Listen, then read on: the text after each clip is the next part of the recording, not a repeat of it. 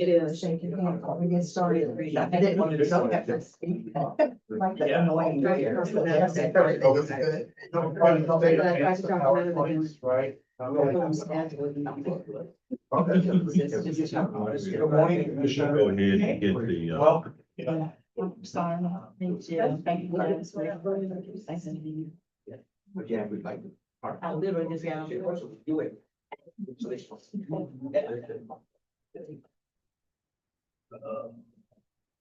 Thank you.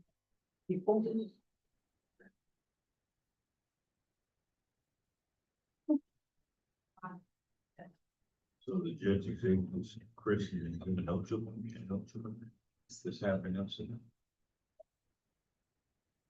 One.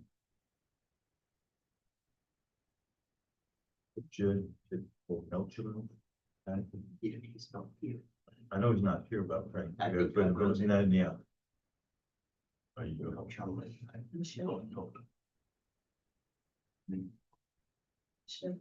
Yes.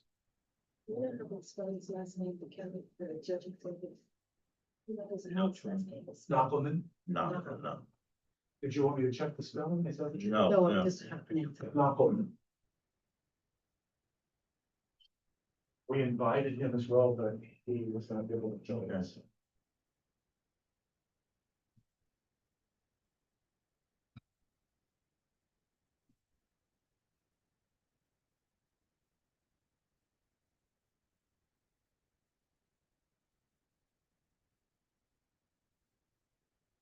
Didn't answer, I called back.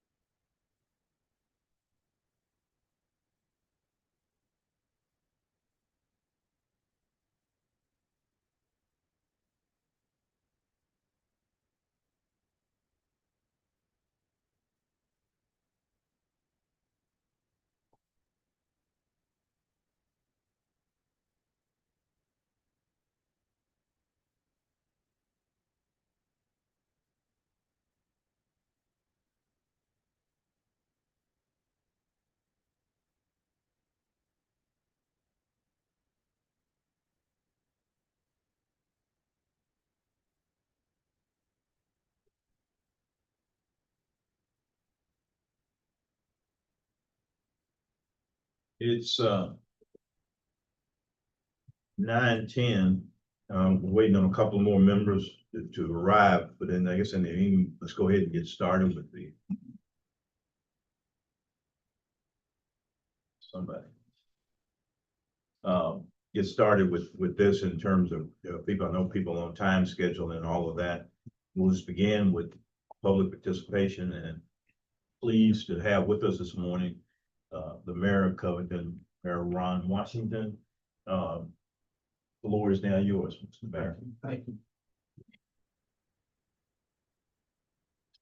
Well, first of all, I say welcome to the city of Covington. We're so glad to have you here in our community. You may have been watching the news and heard there's a lot of anxiety about our new bridges that are being built. hopefully you didn't struggle to reach our city, and if you did not, please spread the word. Because Covington is definitely open for business, but not only were we open for business, Covington has always been open to be a welcoming place. We're the first city to pass the Crown Act in our Commonwealth. Former Commissioner Michelle Williams spearheaded that legislation along with present sitting Commissioner Tim Downing. So we pride ourselves on being a very open, progressive place, welcoming for small businesses. And we will continue that under my tenure.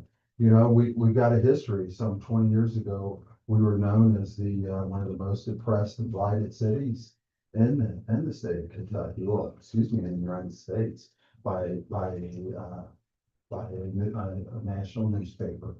2 years ago, we were named one of the top 50 cities in the United States by Money Magazine. And one of the things they cite is not only our historic nature, not only our walkability, but our likability as a community, because we do welcome and we try to be as nice as possible and welcome all. So I won't keep you any longer. Welcome to our city.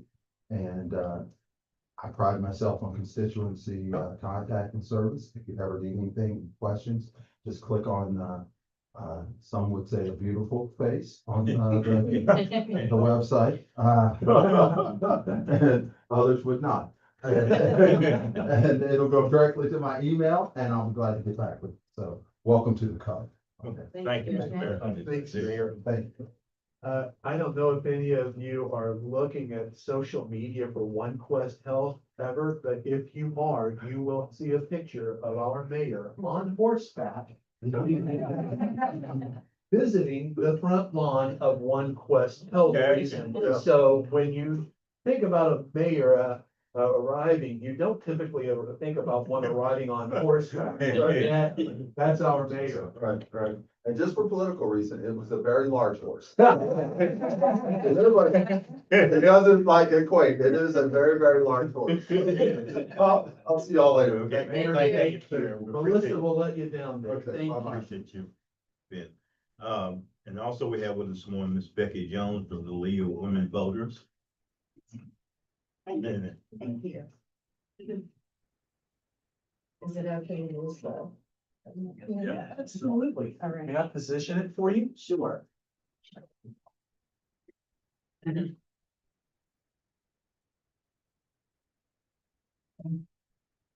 Wanted to prepare some remarks to share with you about League of Women Voters of Kentucky and who we are and what we do and how it intersects with the Kentucky Commission on Human Rights. First of all, thank you to Ms. Pena for contacting me. Thank you, Executive Director Fox and Commissioners and Mr. Worth for allowing us to be in this beautiful facility.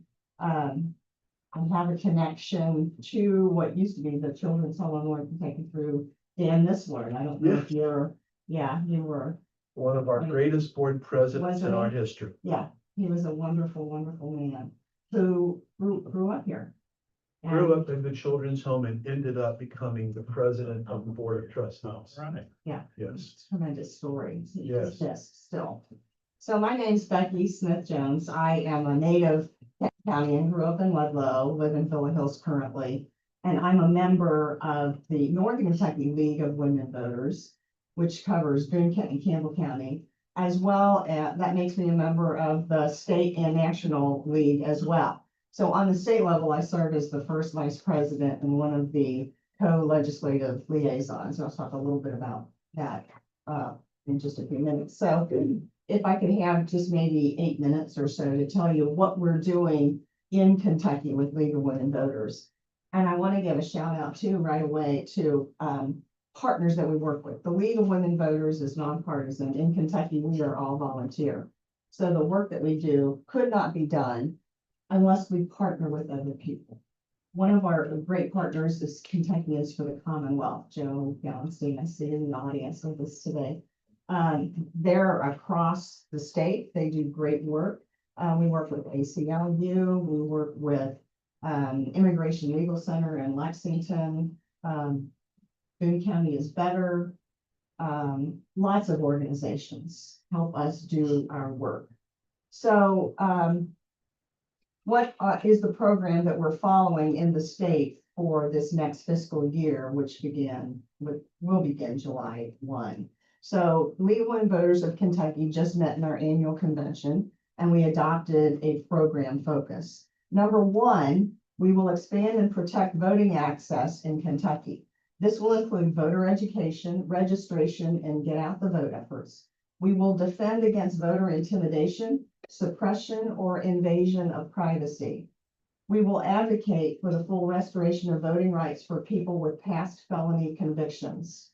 And if you're unaware of what that means, anyone with a past felony conviction, unless you're covered by executive order that is now in effect, and that only applies to some people with past felony convictions, you are barred from voting for life. Doesn't matter if you served your time, you have paid all the penalties that the justice system has put on you, you cannot vote in Kentucky. If the President of the United States moved to Kentucky, he could not vote unless given that right by pardon or executive order. Promoting movement toward open primaries to include those who are not registered as Republicans or Democrats. We support that. Independents are the largest, fastest growing segment of registered voters in Kentucky, and now account for maybe close to 10% of our voting base. We just came out of a primary election. Independents in almost every city in Northern Kentucky could not vote on anything. There were no nonpartisan races in which they could participate.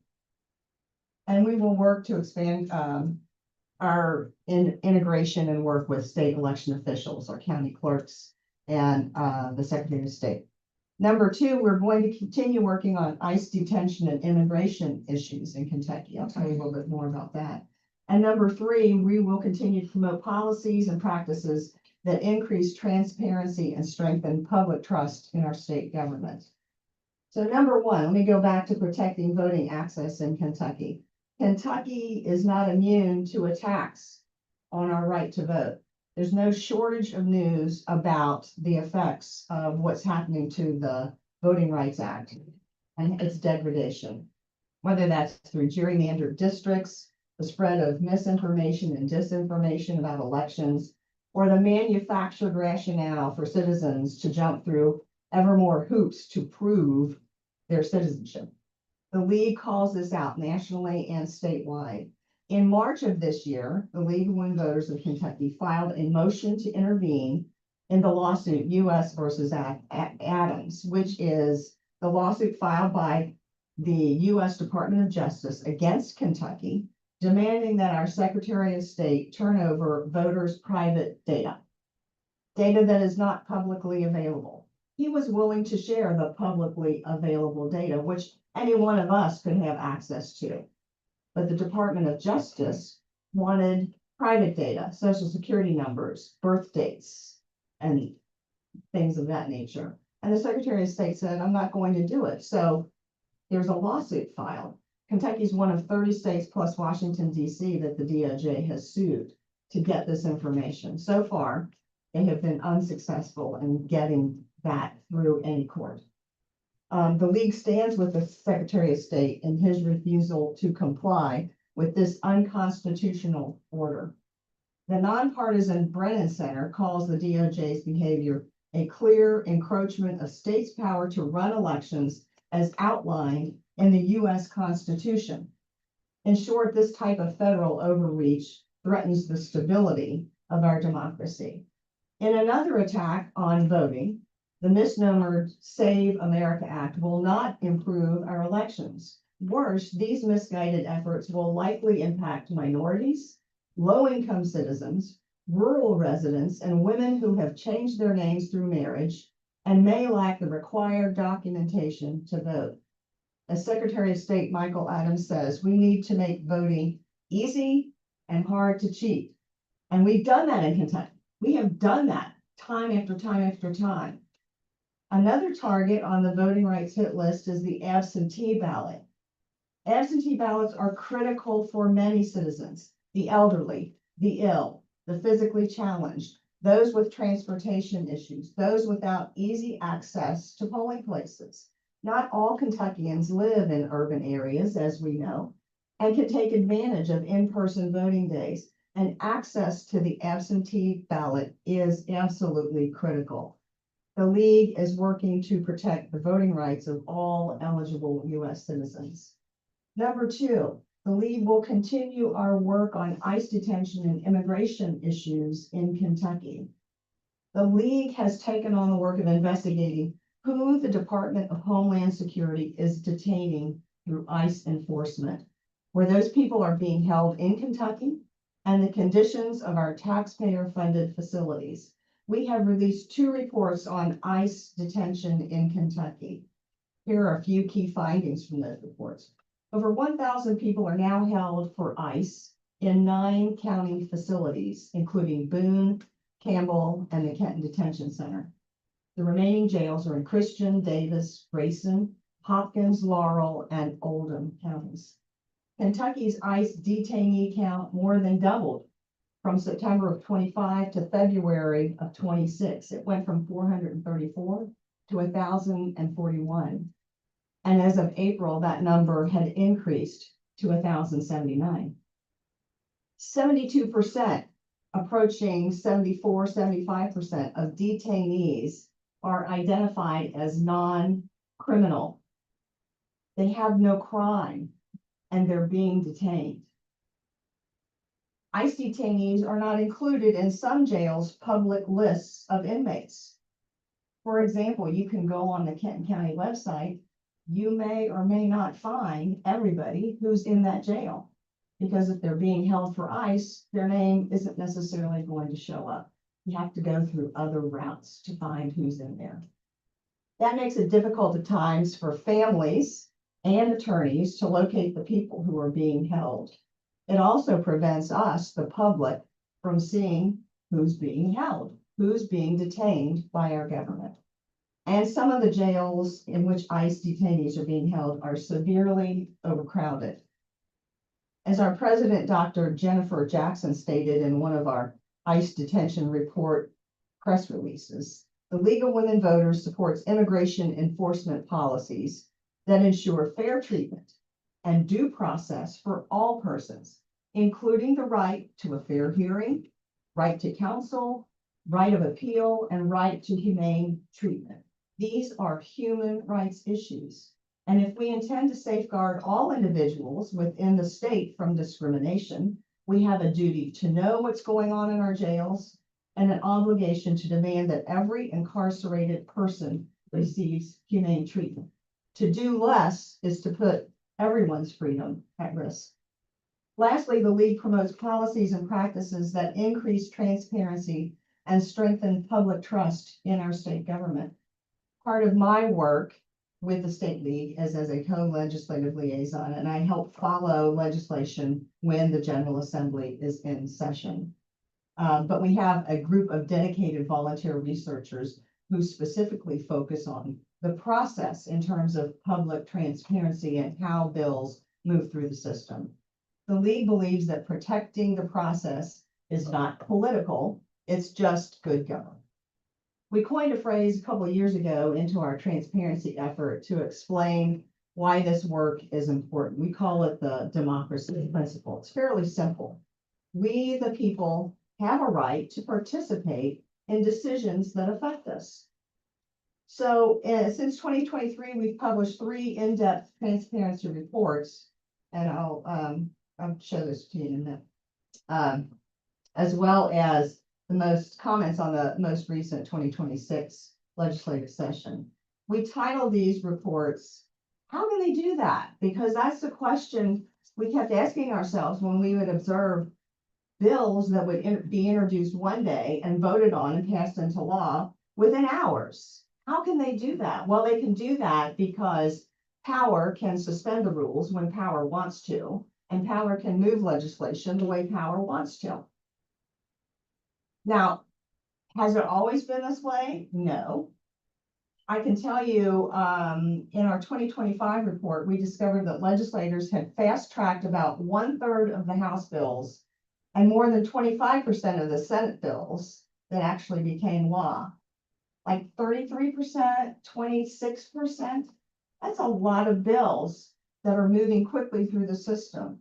And it's a dramatic increase from what we discovered was the norm back in 1998, when only 5% combined House and Senate bills had any sort of fast tracking. Fast track maneuvers make it difficult and sometimes impossible for citizens, journalists, even legislators to review and comment on important and sometimes controversial bills. One of those controversial bills involved Kentucky State this past session. Came up in the final days. Now, apparently, there'd been a lot of talk about it, but was the public involved in that? It came to the fore when journalists reported about a bill had been passed. The League believes that all voices are important and all voices need to be heard in the halls of our government, whether that's in city councils, commissions, county commissions, Frankfurt, or Washington, D.C. You can learn more about this information and other topics at our website, which is lwvky.org. And I thank you again for allowing me to be here and share some information with you. And I'll just give you a glance at those legislative reports, legislative transparency reports. This is part two. They're significant reports. And again, this is done by volunteer researchers who comb through publicly available records to find out what's going on in the bills that are passed. Our 2025 report was a little bit shorter, and we're still working on 2026. Thank you very much.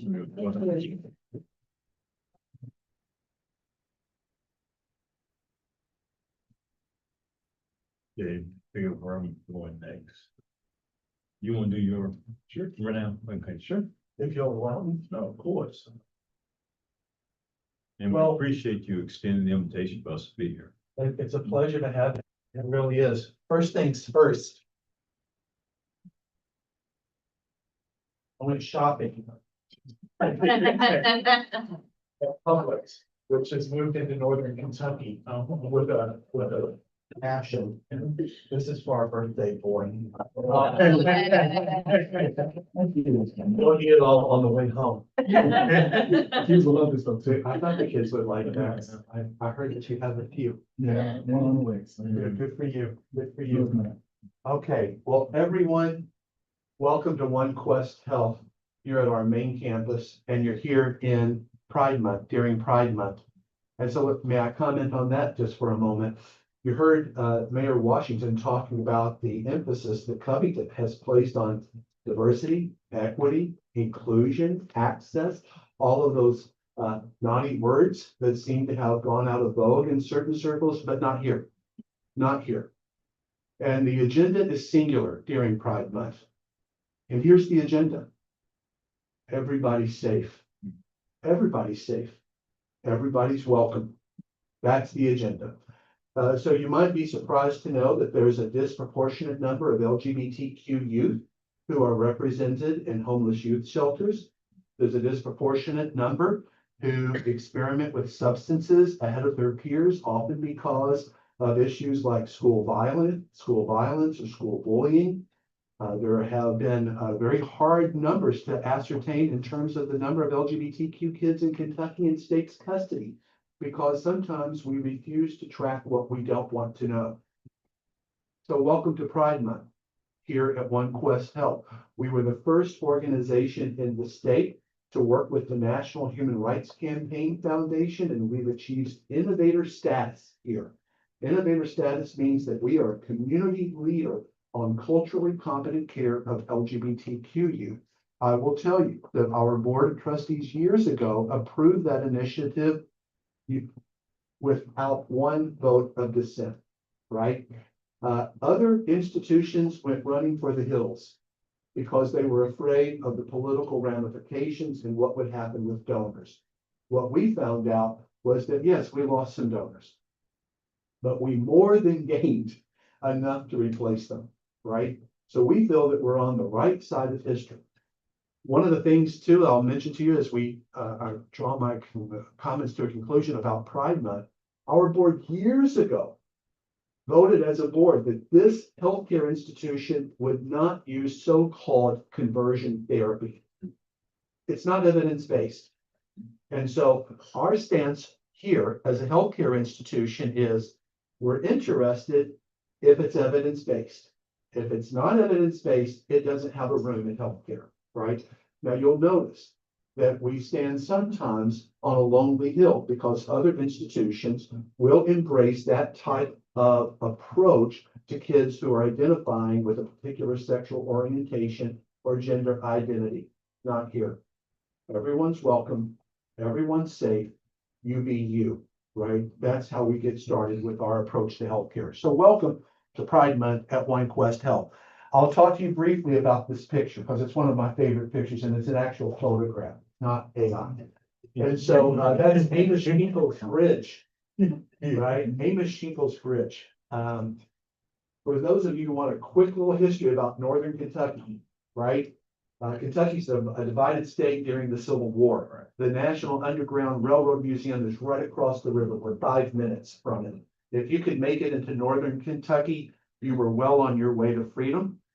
There was a very wealthy businessman who was a very devout Methodist, Amos Shinkle, and he was an abolitionist, right? He was working hard to make sure that everyone was safe and everyone was welcome, right? In the 1800s. And so at one point, there were no bridges across that river between Covington and Cincinnati. And as the Confederacy was moving farther and farther into Northern Kentucky and threatening the Underground Railroad movement, and the Union troops were literally stuck across the river minutes away from our front lawn, Amos, who made his fortune in riverboat transportation, lined up all of his coal transport barges and created a boat bridge. And that enabled the Union Army to cross over the Ohio River from Cincinnati into Northern Kentucky and push back the Confederacy, and the Underground Railroad was maintained. A few years later, Amos Shinkle, who made all of his millions in boating, figured out that the future was not going to be in boats. It was going to be in bridges. And so he financed the Roebling Suspension Bridge. It was the longest suspension bridge in the world when it was constructed. And it became the prototype of the Brooklyn Bridge. One of our donors designs shoes for Adidas. And he just did a model of the shoes based upon this bridge. And he unveiled the new shoes in Brooklyn. And he took out a huge billboard and he said, "You're welcome, Brooklyn, Covington." So that's Amos's bridge. About 16 years after he financed that bridge, he started this institution. And so we talk a lot about building bridges to better futures here. That's how we roll. That's the blood that runs through our veins because of our founder. Joe, I'll go to the next slide. Just a few PowerPoints about how Amos's children's home evolved into OneQuest Health. Mind the way? Okay, here's a brief little video for you, Joe.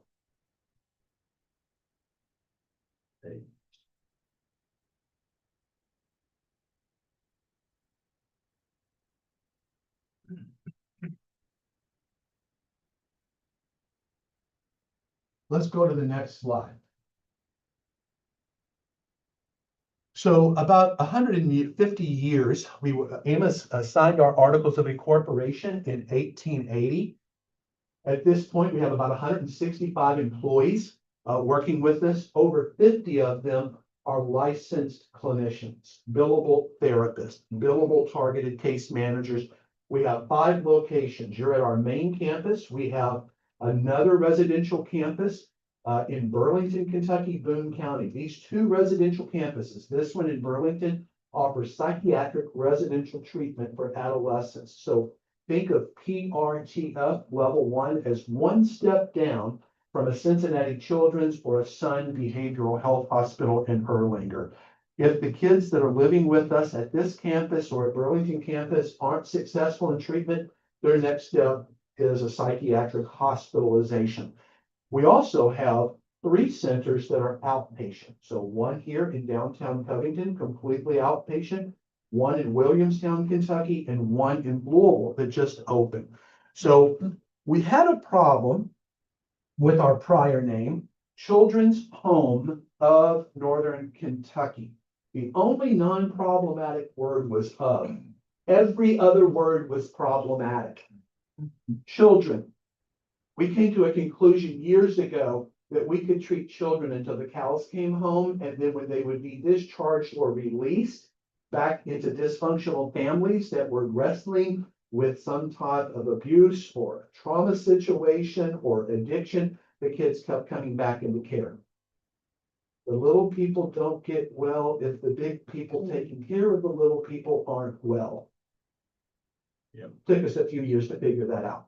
So we are no longer just taking care of children. We now have services that provide a full continuum of care for adults as well. Home implies residential services only. At one point in Kentucky, a few years ago, we had 10,000 kids in state's custody. 10,000. Kentucky's a beautiful state, but we have some uglies to deal with. Child abuse fatalities and near fatalities. We consistently lead the country in child abuse fatalities and near fatalities. The number of kids who are removed from their family of origin and placed in some type of alternative care. Not a great place here in Kentucky for that kind of work. And then finally, being ravaged by addiction issues and being ravaged by mental health issues that are going untreated. In the United States, for example, the average is 350 Americans to every one mental health care professional. You come to some counties in Kentucky and that number is 4,000 Kentuckians to every one mental health care professional. As a result, we had a pipeline of kids coming into residential care because there weren't enough outpatient services to interrupt that process. And so today, the fastest growing division of our work is in school-based mental health care services, home-based care. The goal is let's keep kids and families together. Let's make sure that the higher levels of care are only used when they're necessary and not for any other reason. So the word home implied residential and not outpatient. And in Northern Kentucky implies Boone, Kent, and Campbell counties. That's what most people think of.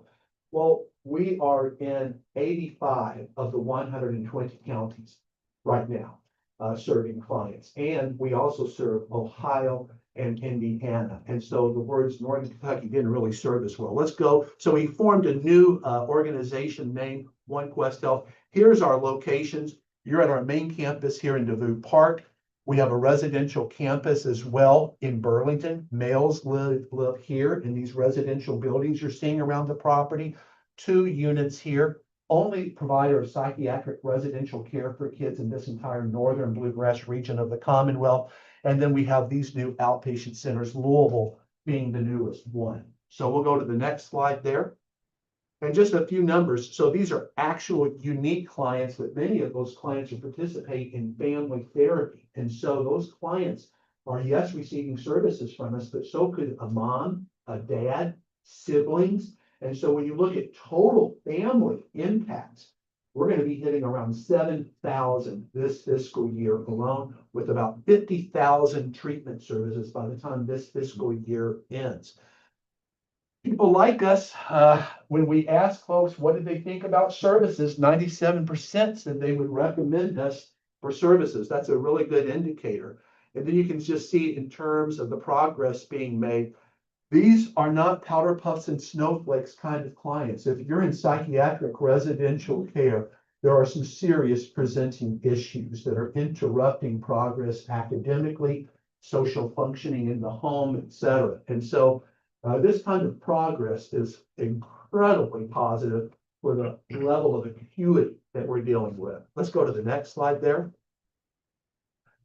I'll stop because that slide means it's time for us to do business. Let me just simply say it's a true pleasure to have you here. We depend upon the kindness of folks to work us into conversations, because many times working in the field of addiction treatment, mental health, can be one of those kind of topics that we sweep under the rug.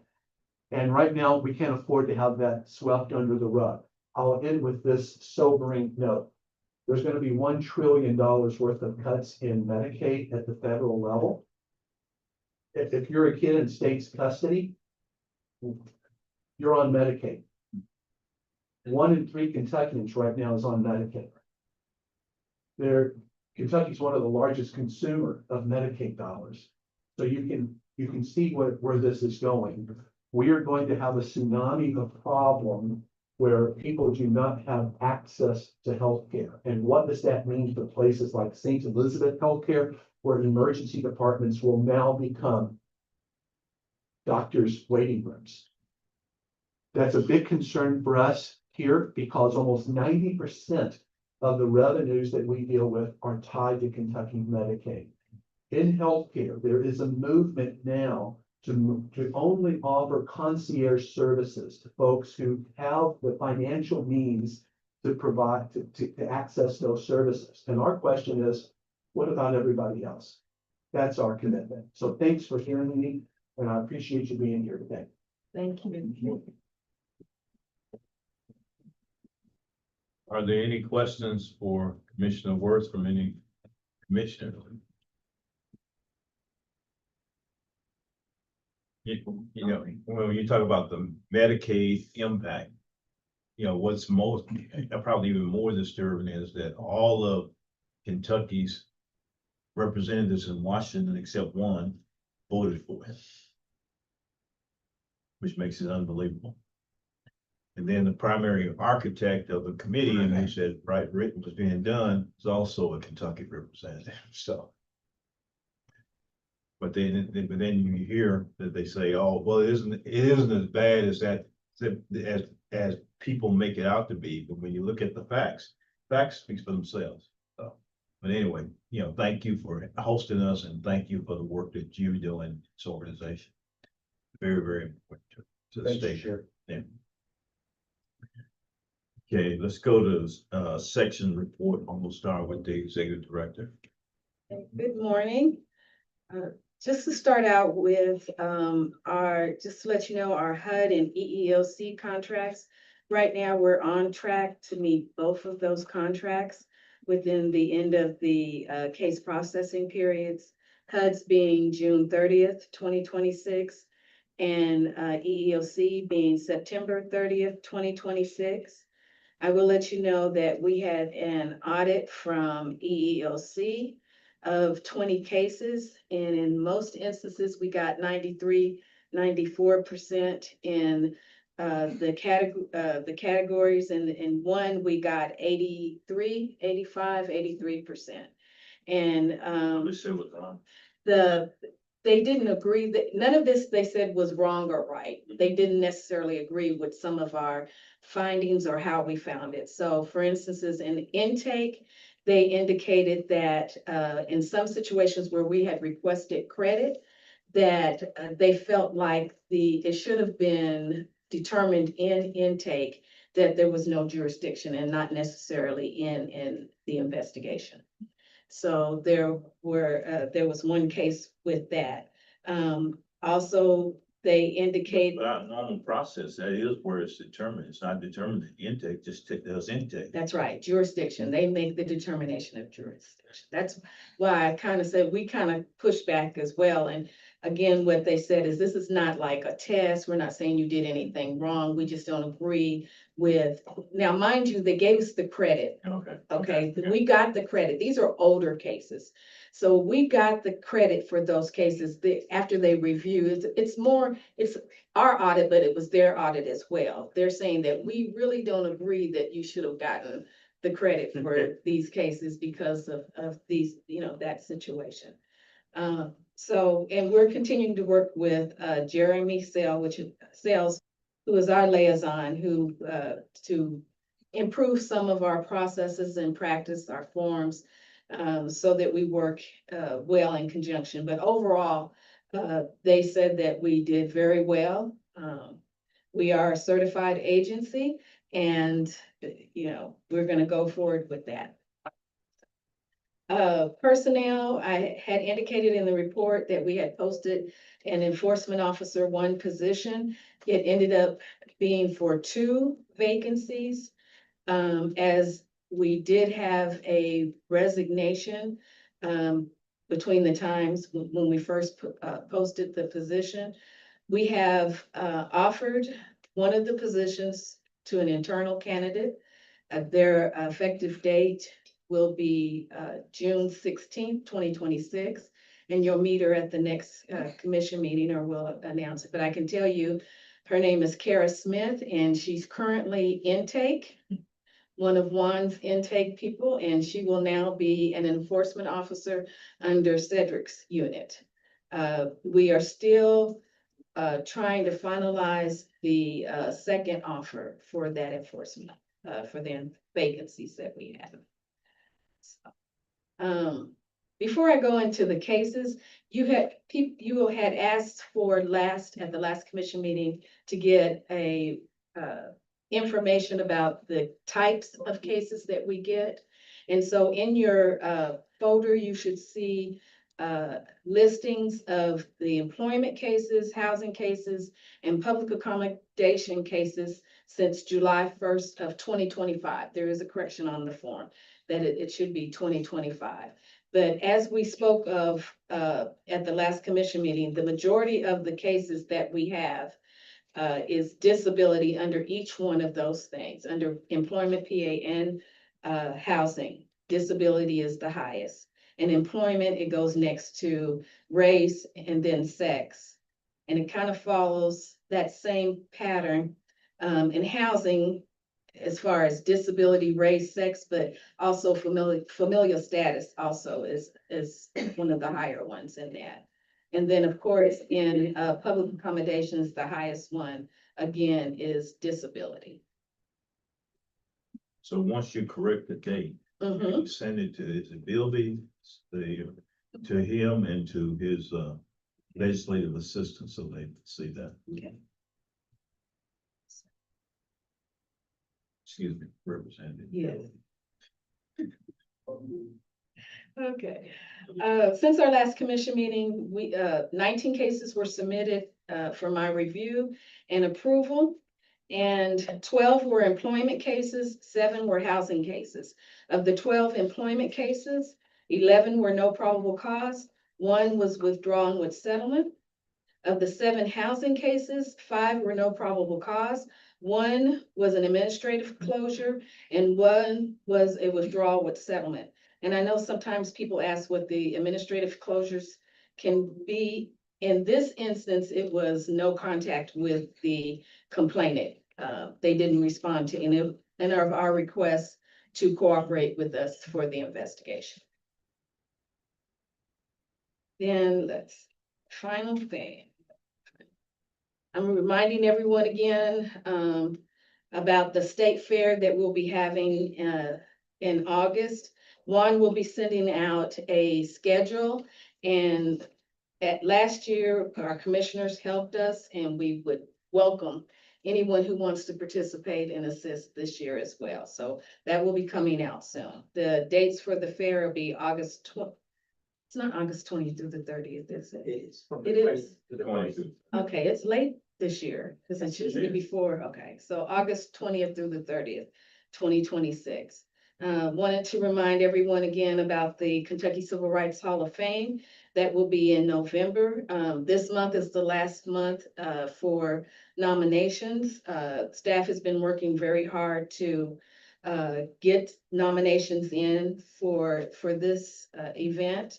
And again, if any commissioners have anyone that they want to nominate, or anyone from your area, please let us know so that we can get that in. We had a gallery of great Black Kentuckians posters unveiling of Alberta O. Jones during the Alberta O. Jones Park Day on May 30th. It was well attended.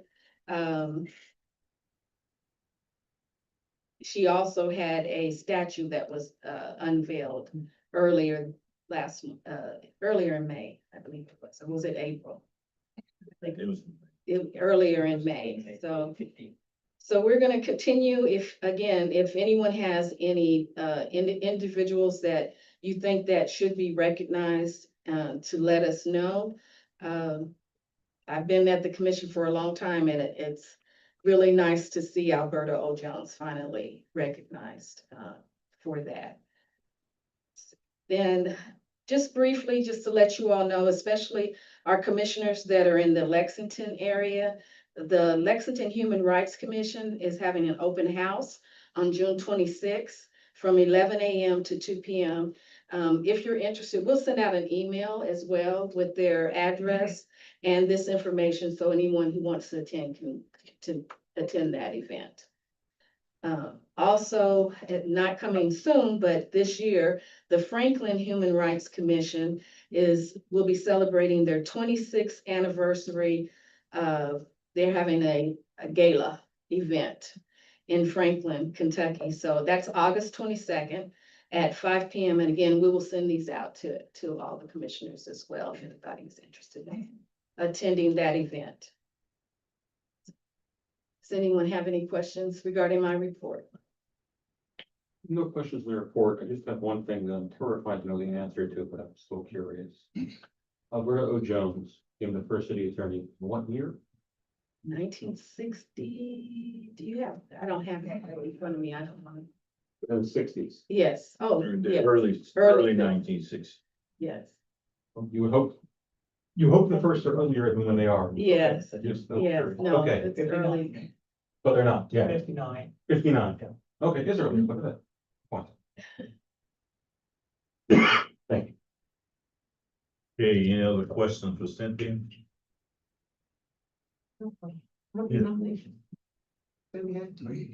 I did, let's do that in his, well, yeah. Okay, Brandon, yes, Yes, I know, previously we had talked about the Paducah meeting. I just need to know if staff can know ahead of time about what events so that we can pass out that information to the commissioners. So we know exactly who's gonna be attending and what days, so that we can go ahead and make arrangements. We've made arrangements, but we've only made them for one day, that Wednesday. So everybody knows just that one night for accommodations. I just got back. Okay, so if we can have that, I really appreciate it, and I think it was also mentioned at the last commission meeting, about, the possibility of having a meeting in Lexington. I don't know. right. We don't have a quorum for that, but you know, that's new. Just wanted. Okay, any other questions for Cynthia? Now let's go to Brandon and budget personnel. Good morning. I have my report before you. We are finishing up the fiscal year, we're running about 15% under budget, primarily due to vacancies throughout the year. That'll probably tighten up a little bit before the end of the fiscal year as we prepay some things for the state fair and get ready to move everything around this year. I'll take any questions at this time. Questions for Brandon? Before I go through my list. Yeah. Okay, great. I got spreadsheet pulled up. Okay, line item E-133, which is employee training, Yeah. which is, we're substantially under where we were last year. We're not doing any training this year, or we're paying another bucket. Well, normally what would happen, or previously what would happen, is we would pay in advance and be reimbursed from HUD. HUD has announced that they will not approve any or pay for any training for staff unless it's being done by NAFTA. And NAFTA isn't up and running yet, so. But there are trainings coming up. There is a conference coming up. There just has not been a lot of outside availability for training that we can approve. Okay, second question, E-221, which is the rental. Is the reason for last year because we're still paying off? The reason to be, yeah, no, we're still paying off the renovations. Through June of next year. So we got that much of a reduction in rent, or we? 30,000. It's, let me look and see what you're seeing. Difference is about $50,000 It's here. probably a timing issue from the transfer from the, temporary space to the permanent space. I can look at it and find out exactly. I was hoping we got a No, reduction. the reduction ends in 1 year. Okay. So, And that's it. That's the only question I had on there. but, I'll take a look at that and look at the timing of the payments. And let you know. No other questions there. We'll move to enforcement, Cedric. Good morning, Commonwealth of Kentucky and everybody in the room. I want to piggyback off a couple of things. So going to training, there are some trainings coming up that staff will be participating in. One is an AI training, and another one is a disability training in employment, but those don't cost. They're free virtual. So that's kind of the thing. There's some trainings coming up, but they're free virtually, so they don't have a cost to them. And as far as HUD is concerned, they usually, you would see people go to training and we would get reimbursed for majority of that cost. What's going on now, and I've not heard anything, I've been looking, they're supposed to provide a training in person, because it's gotta be in person. Now, they said now you have to come in person, so no more virtual, but they have not set that up or put that out there yet. But we did get an email about that, and we're just waiting to see what that's gonna look like. I remember in 2019, they had done something like that, and we all ended up in DC, so, and that was about like after Thanksgiving, so I don't know what will happen. I'll come up there, but I will be on the lookout for that. I also want to say for those listening, as far as the EEOC audits go, I want to be clear. There was no issues with our findings regarding NPC or any of that. I want to be clear. They liked that. They were fine with that. That worked out. I just want to be clear on that because I know people might be listening, might be like, oh, so they had a problem with their findings. No, there's no problems with our findings of closing cases, just that one non-jurisdictional aspect of it. Outside of other things that have nothing to do with the findings of the case after an investigation is completed. So I just wanted to piggyback on that for people listening, because you'd be surprised at the calls I get. So I'm clear on that. So looking at housing, there are some cases that are over 200. I'm hoping those are gone by the end of June. A couple of them have already been submitted.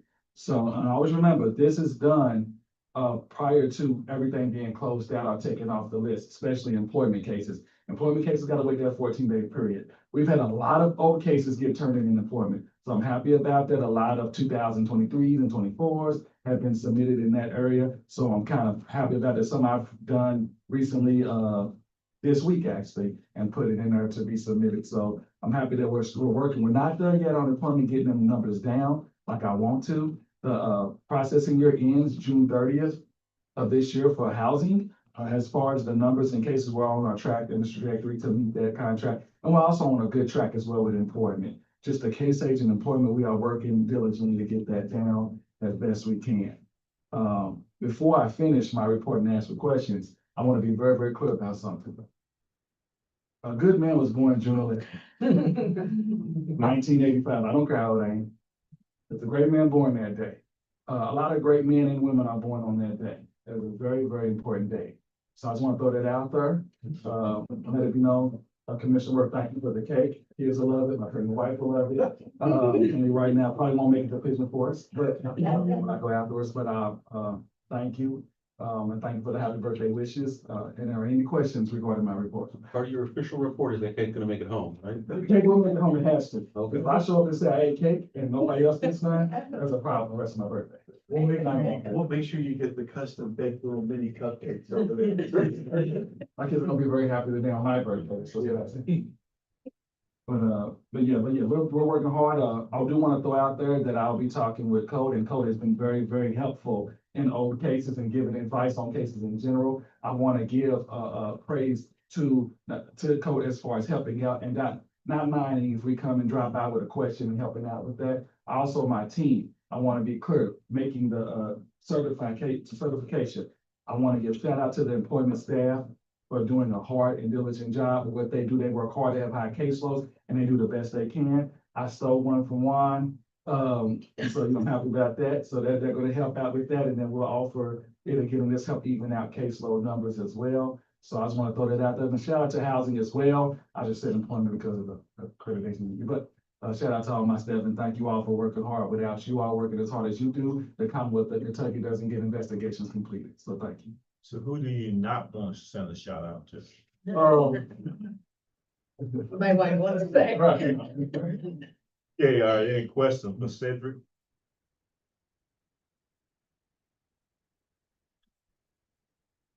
On the, I guess, first question, each month, the number one thing is the intake unit says it's being done by education and outreach. Are we officially transferring intake to education and outreach? Yeah, yes. It's- So we just take that off the I've never took it out. Yeah, I know you're something, but I just Yeah. never took it off. I'll take it out. It won't be on there anymore. Um.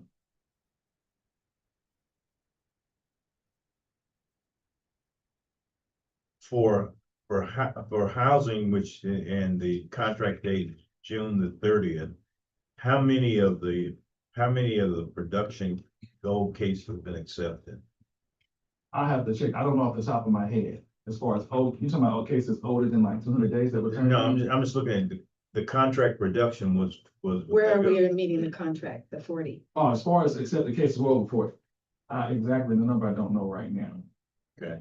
Off the top of my head. But that's the stuff I would have at the August meeting. Like when we meet, what we met, what we did, that's what I did last August, I did at the August. But I can email it to y'all before the end.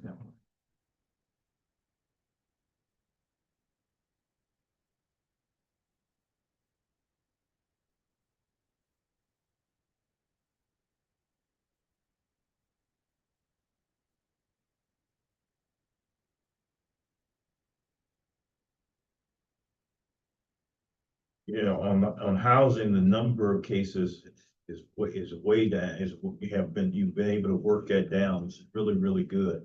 But the number of days going up, so with the new investigator coming on board, you should be able to get those dates down substantially, right?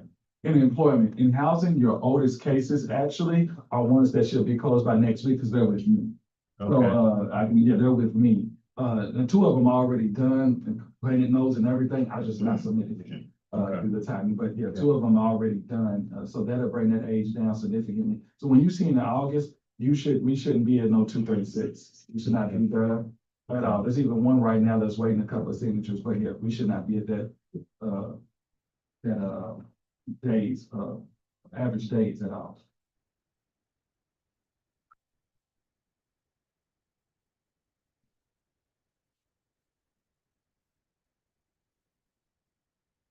so all my questions move to education and outreach one.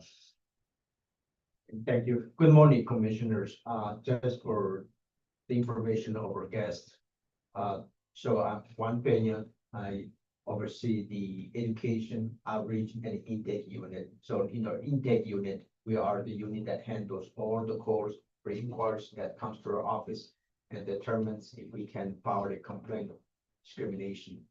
Then we also prepare the complaints and send the complaints to the complainants to sign and send back. That's when we file and transfer to the enforcement unit. We also work on the education outreach unit where we are in the community providing trainings, workshops. So we always look for partner groups to help us with education outreach programs. So just to give an idea, we received 186 inquiries in May. And the unit prepared 43 complaints of discrimination. That's including housing, employment, and public accommodations. We received back 21 complaints already signed and notarized and submitted to the enforcement unit for processing of investigation. I just got to give you some glance. I want to, before I answer any questions about my report, I want to thank Ms. Vic Jones for accepting the invitation to come to speak to the commissioners, to our staff. I learned a lot, and it's very hopeful to hear your presentation that there's groups like yours that are really advocating and protecting our rights. Yes, it's very encouraging. And also working with interest communities, that really means a lot to me because I hear the pain of our brothers and sisters who are sent back and separated. Also, I'd like to acknowledge the presence of Ms. Violeta Coleman, the director of the Latino Center of Covington. This organization has been a great partner for the Catholic Commissions. They have provided a place for workshops and so on, and we still in the conversation of having more workshops and trainings in the future. So, and I'm happy to see that the representatives of the Commonwealth of Kentuckians are here again.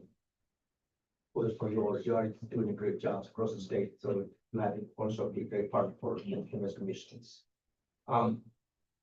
Ms. Cynthia Fox already mentioned about the unveiling of the gallery, the Great Black Kentucky Gallery, for Ms. Jones. I just want to thank to Eric Uravik, is the director of the community relations of the Park Alliance of Louisville. This organization provide the platform for us to unveil this poster. So that was a great help and great partnership. Thank you. With the Kentucky Civil Rights Hall of Fame, as of today, we have 7 nominations. We have received quite a few phone calls and from organizations and individuals promising to submit their nominations. The deadline is approaching. It might need to extend another 15 days. But we will determine that soon. So allow other groups to submit their nominations. So we're working hard on that part. Ms. Cynthia Fox already mentioned about that all setting up a booth at the Kentucky State Fair. So I will be sending you an email very soon to commissioners to see if you can help us with staffing. Last year it was a great, tremendous help for us. As you know that we're short staffed, so but I will send you that information. I have mentioned this one in the past. We're gonna have our first Kentucky Civil Rights Boot Camp on July the 23rd.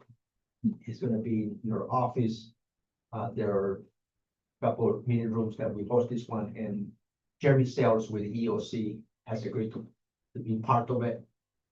So we're excited about this event, and this is gonna be a 1-day training from 9 o'clock in the morning to 4 p.m. It's gonna be a rigorous trainings, and hopefully have 2 sessions at once for beginners and for advanced. We want our local rights commissions to be able to prepare the complaints itself, particulars of the complaint, instead of just referring for us to make a determination. Hopefully they should be able to determine when a complaint can be filed. This is boot camps for other commissions around the state. That's correct. For attendees will be from local human rights commissions across the state. So we expect to have about 35 individuals come to the office that day. Ms. Cynthia Fox and I were talking about another event that we usually have every other year. We didn't have it last year, nor the year before. Is the Kentucky Hispanic Immigrant Networking Summit. That's where we invite community leaders from the immigrant refugee communities to speak and also meet government officials and directors from different government agencies, including state and federal. We are working hard to have this one this year. Again, we are kind of stretched thin, but I think we can do it. And so again, we are looking to early October. Of course, I think we have my dates here, but I think looking to October the 8th. Yeah, October the 8th or the 9th. It's gonna be in Shelbyville. That is part of the celebration of Hispanic Heritage Month that starts on September 15th through October the 15th. So that's a program you, in past years, was always done in Shelbyville? Yes, Yeah, yes, okay. because the location is free and parking is free, easy to find, it's a central location, so we'll send more information, yes. Let me see, if there's anything else I'm missing here. I think that's everything I have in my report here, so I'm happy to answer any questions that we have. And sorry, Commissioner Nidman, I missed your meeting yesterday. But next time I'll be there. Any questions for Juan? looking forward to the Shelby event. I think that's in my district and I want to make sure that I can be there if I can, Juan. Definitely. Okay. We'll have you there. Okay. On the Civil Rights Hall of Fame, we talked about Thurman Coleman has Reverend Gaines put an application in. I don't think we. I don't think I've received, I can review, Long time commission. I guess he served on commission longer than probably anyone in the history of the commission. well, I will follow up. See what happens. Okay, let's move to legal unit. Colt. Good morning, everyone. Sorry I can't be there in person with you today. You have my report before you. If you have any questions, I'm happy to take them.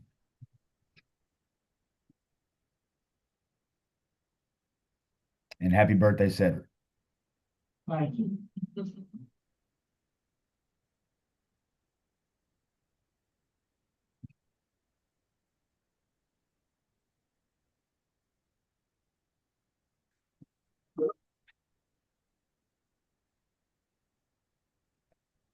Any questions for Colt?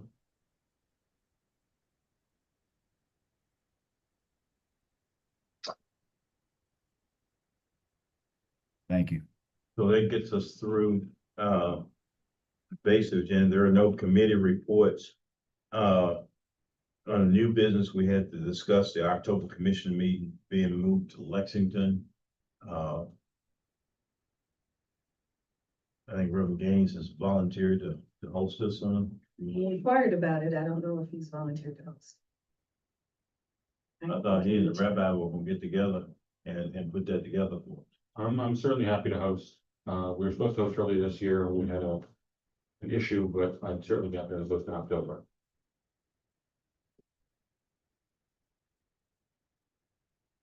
We'll follow up with an email. Yeah, follow up with maybe possible, if it's the third Thursday or if not, another day.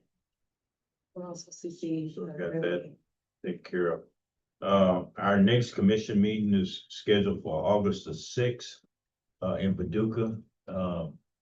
You've heard some of the earlier discussion about that, so, keep that in mind. The information will be sent out, and you can, respond in terms of your attendance, what days, which activities and all of that. So look forward to that coming. Before we close out, any of our guests would like to say. I got something. Thank you. Hi, everyone.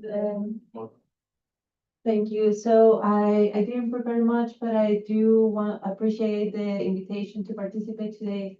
My name is Violeta Colman. I'm the Executive Director of the Esperanza Latino Center. We're located right here in Covington. And we're a nonprofit that provides services to the Latino community in Northern Kentucky.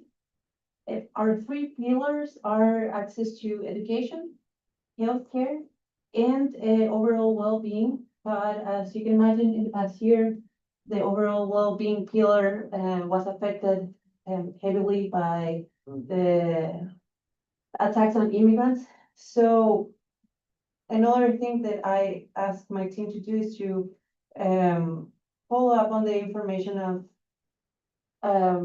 what was going on in our community and the cases that we were seeing. So also to give a quick overview of the Hispanic/Latino population here in Kentucky. It has been a fast-growing community. Over the past decade, the population grew of nearly 40% in the state, according to the census, to the last census information. Here in Covington, we have approximately 10% of the population being Latino. In some of the schools in Newport and in Covington, in the public schools, that is, the percentage is approximately a third of the overall population of students. We have one primary school here in Covington where 50% of the kids are Latinos. So that means that the demographics have changed.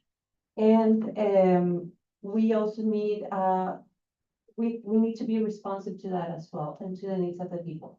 The city of Covington has been incredibly supportive of Esperanza and the community in many, many ways. So we're very grateful for that. And also the other community partners have been there for Esperanza and for and to support the neighbors as well. But still, we have recorded at Esperanza in 2025 62 immigration-related detentions since February 2025 until the end of last year, and we are still recording more. And these are people who are coming maybe to ask for diapers for their kids, or they're coming for different things, and then they tell us this story. So we've been recording everything that has been going on. And we have seen a trend as well. Most of the time, the majority of these cases started with a traffic or perceived traffic infraction. And after this traffic infraction, people were being detained and arrested and taken to jails in Canton, Boone, or Campbell County. And immediately that triggered a hold from ICE. So the people, once they are being stopped while driving, they were being taken and then they were disappeared. It was hard to access information of where these individuals were. We had to support families to find the relatives who were disappeared because no one could find information of where they were located. And on top of that, we also documented in 2025 156 legal and immigration related interactions from our clients who came to us for case management, and these cases in particular were related to an immigration situation, and 94 of those involved Covington residents or their families. And the most common requests that we saw were requests for lawyer information, for appointments, requests for jail-related support, including sending money, locating detainees or communication, and also passport applications or related identification ID documentations for even children when a parent was detained or facing removal. Additionally, we at Esperanza have an in-house immigration attorney who provides free legal consultations once a week. And in 2025, this attorney provided over 300 free legal consultations related to immigration issues. So as you can see, we're a very, very local, small local organization, and we can see the impact. And you can imagine how this is replicated everywhere else. And thanks to us keeping track of this data, we know some of the numbers, but this is of course just a tiny bit of everything that is going on across the state. At the same time, I appreciate so much how supportive the community-based organizations and local institutions have been with the Latino community. And an example is the invitation to participate here today. So I just want to thank you all for the time to talk to you. And one additional thing, I think that we're also seeing a crisis of what is happening, because these numbers that I told you seem like just a cold number, but then you have the families who are being separated. You have the kids who are gonna stay here. You have the kids who are born in the US and they're not gonna, and they're gonna remain by themselves. So how do we support them? It is incredibly important that we all construct a network of support for the families and for the people who are being left behind, and to adapt our institutions to respond to the needs that are going to be changed. Thank you. Commissioner, I failed to mention one thing.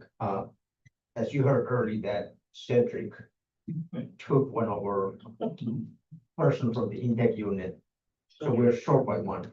But the good thing is that Cedric, Randall already posted the position. So we have an opening right now with the I failed to understand that. administrative question. But we have an opening now for a administrative specialist. So if you hear anyone, it's open to the public. But the good thing is that we have a mighty intake unit staff and certificate handle the transition.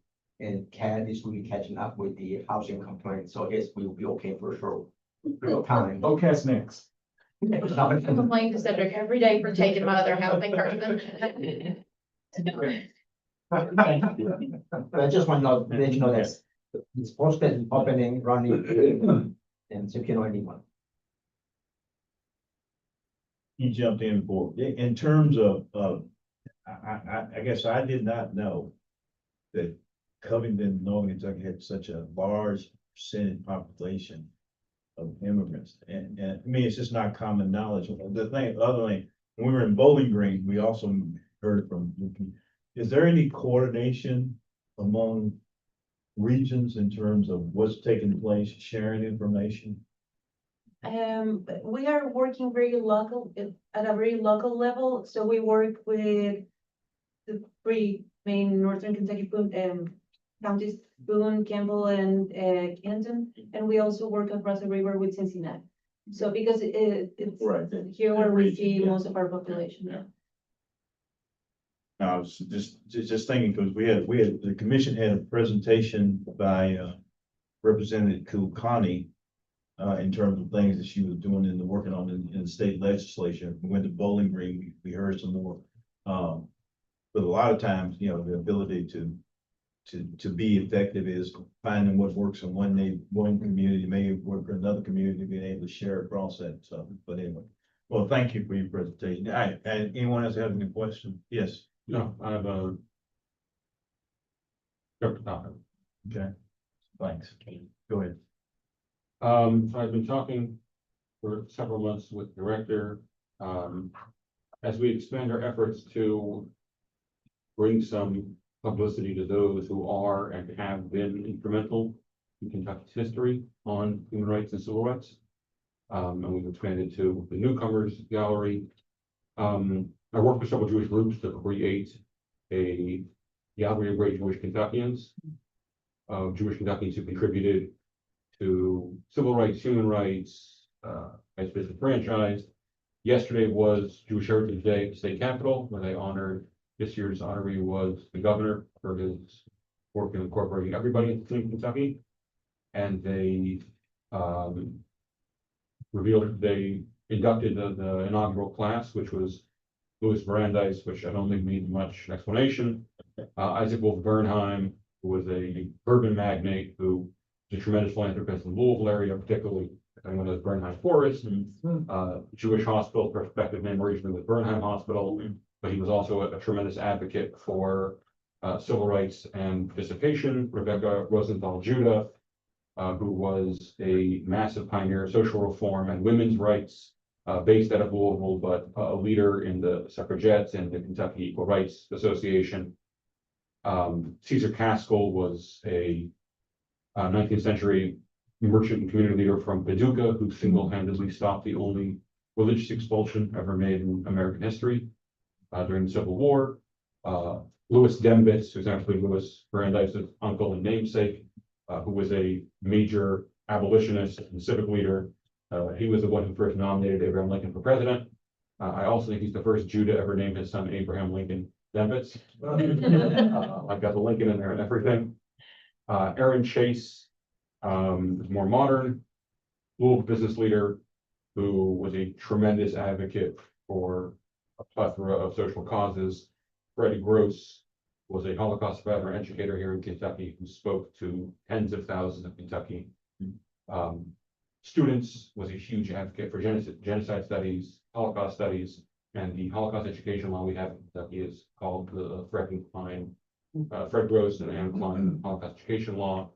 And Rabbi Henry David Uriel Smith was a rabbi in Lexington. He was chaplain in the Federal Bureau of Prisons, and he co-founded the Central Kentucky Council for Peace and Justice, worked very closely with the Human Rights Commission in Lexington, and was a massive community advocate, passed away in 2020. And then two living members of the gallery is John Rosenberg, who many people know as a Holocaust survivor, civil rights attorney, founded Apple Red, worked for the Department of Justice under RFK, And at 93 continues to be a massive advocate for civil rights across the Commonwealth.